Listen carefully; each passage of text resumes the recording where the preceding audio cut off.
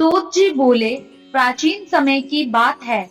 मुनि विश्वामित्र के बुलावे पर मुनि और सन्यासी लोग एक स्थान पर एकत्र हुए सभा करने के लिए। सभा में मुनि विश्वामित्र ने सभी को संबोधित किया।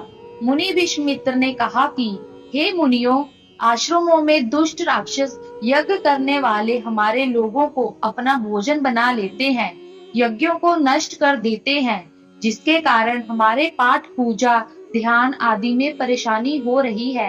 इसलिए अब हमें तत्काल उनके कुकृत्यों से बचने का कोई उपाय अवश्य करना चाहिए। मुनि विश्वामित्र की बातों को सुनकर वशिष्ठ मुनि कहने लगे कि एक बार पहले भी ऋषि मुनियों पर इस प्रकार का संकट आया था। उस समय हम सब मिलकर ब्रह्मा जी के पास गए थे। ब्रह्मा जी ने ऋषि मुनियों को संकट से छुटकारा पाने के लिए उपाय बताया था।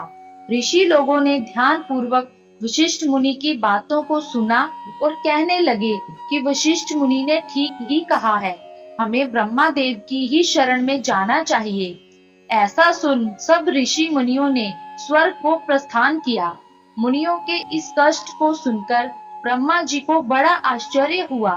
ब्रह्मा जी कहने लगे कि हे मुनियों, राक्षसों से तो स्वर्ग में रहने वाले देवता को भी भय लगता है, फिर मनुष्यों का तो कहना ही क्या, जो बुढ़ापे और मृत्यु के दुखों में लिप्त रहते हैं। उन राक्षसों को नष्ट करने में श्री विश्वकर्मा समर्थ है। आप लोग श्री विश्वकर्मा के शरण में जाएं। इस समय पृथ्वी पर अग्नि देवता के पुत्र मुनि अंगिरा यज्ञों में श्रेष्ठ पुरोहित हैं और जो श्री विश्वकर्मा के भक्त हैं, वही आपके दुखों को दूर कर सकते हैं। इसलिए हे मुनियों, आप उन्हीं के पास जाएं। सूत जी बोले, ब्रह्मा जी के कथन के अनुसार मुनि लोग अंगिरा ऋषि के पास गए। मुनियों की बातों को सुनकर अंगिरा ऋषि ने कहा, हे मुनियों, आप लोग क्यों व्यर्थ में इधर उधर मारे मारे फिर रहे हो? दुखों को दूर करने में विश्वकर्मा भगवान के अतिरिक्त और कोई भी समर्थ नहीं है। अमावस्या के दिन आप लोग अपने साधारण कर्मों को रोककर भक्ति पूर्वक श्री विश्वकर्मा कथा सुने और उनकी उपासना करें। आपके सारे कष्टों को विश्वकर्मा भगवान अवश्य दूर करेंगे। महर्षि अंगिरा की बातों को सुनकर सभी लोग अपने अपने आश्रमों को चले गए। तत्पश्चात अमावस्या के दिन मुनियों ने यज्ञ किया। यज्ञ में विश्वकर्मा भगवान का पूजन किया। श्री विश्वकर्मा कथा को सुना, जिसका परिणाम यह हुआ कि सारे राक्षस भस्म हो गए। यज्ञ विघ्नों से रहित हो गया।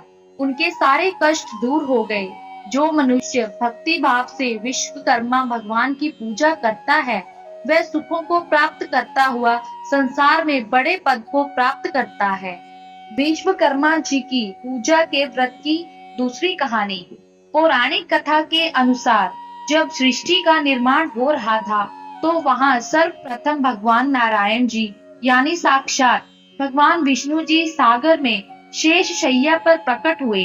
भगवान विष्णु के प्रकट होने के बाद उनकी नाभि कमल से चतुर्मुख भगवान ब्रह्मा दृष्टिगोचर हो गए थे। ब्रह्मा के पुत्र धर्म और धर्म के पुत्र वासुदेव थे। धार्मिक मान्यताओं के अनुसार वस्तु से उत्पन्न वास्तु सातवें पुत्र थे, जो शिल्प शास्त्र में बहुत ही बुद्धिमान थे। वासुदेव की पत्नी अंगरसी ने भगवान विश्वकर्मा को जन्म दिया। आगे चलकर अपने पिता की तरह ही भगवान विश्वकर्मा भी वास्तुकला के अद्वितीय आचार्य बने। विश्वकर्मा पूजा की तीसरी कहानी। पौराणिक कथा के अनुसार प्राचीन काल में काशी नगरी में एक रथकार अपनी पत्नी के साथ रहता था। वह अपने कार्य में निपुण था, लेकिन फिर भी वह भोजन से अधिक धन नहीं कमा पाता था। इस वजह से उसे बहुत परेशानियों का सामना करना पड़ता था। इतना ही नहीं, उसकी पत्नी भी पुत्र ना होने की वजह से बहुत दुखी रहती थी।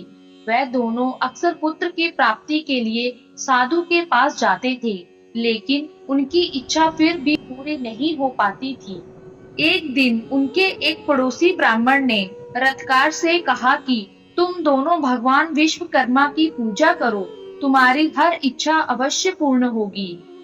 अमावस्या तिथि को व्रत कर भगवान विश्वकर्मा का महत्व सुनो।